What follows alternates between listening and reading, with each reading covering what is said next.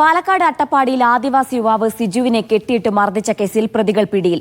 Pickup വാഹനത്തിന്റെ ഡ്രൈവറും ക്ലീനറുമായ ഷോളയൂർ സ്വദേശി റിജിൻ മാത്യു, ആലപ്പുഴ സ്വദേശി വിഷ്ണുദാസ് എന്നിവരാണ് പിടിയിലായത്.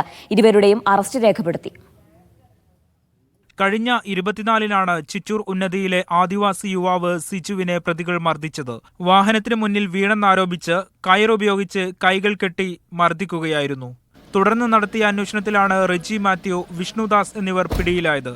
രക്ഷപ്പെടാനുള്ള ശ്രമത്തിനിടെ പുലർച്ചെ 1:30 ഷോളയാറിൽ പ്രതികളെ അഗളി പോലീസ് പിടികൂടിയത്. അറസ്റ്റ് രേഖപ്പെടുത്തിയ ശേഷം ഇരുവരെയും മണ്ണാർക്കാട് കോടതിയിൽ ഹാജരാക്കി. SC/ST atrocity നിയമപ്രകാരമാണ് case. സിജുവിനെ മർദ്ദിച്ചത് ദൃശ്യം സഹിതം വാർത്തയായതോടെയാണ് പോലീസ് നടപടികളിലേക്ക് കടന്നത്. കൈക്കും പുറത്തും പരിക്കേറ്റ സിജു കോട്ടത്തറ ട്രൈബൽ സ്പെഷ്യാലിറ്റി ആശുപത്രിയിൽ ചികിത്സയിലാണ്. വാഹനത്തിന്റെ ചില്ല് തകർത്തെന്ന പരാതിയിൽ സിജുവിനെതിരെയും പോലീസ് കേസെടുത്തിട്ടുണ്ട്. മീഡിയ 1 പാലക്കാട്. ആലപ്പുഴ ഹൈബ്രിഡ് കഞ്ചാവ് കേസിൽ തസ്ലീമ സുൽത്താനി ഒന്നാം പ്രതിയാക്കി എക്സൈസ് സംഘം കുറ്റപത്രം സമർപ്പിച്ചു. കേസിൽ 3 പ്രതികളും 50ഓളം സാക്ഷികളാണുള്ളത്.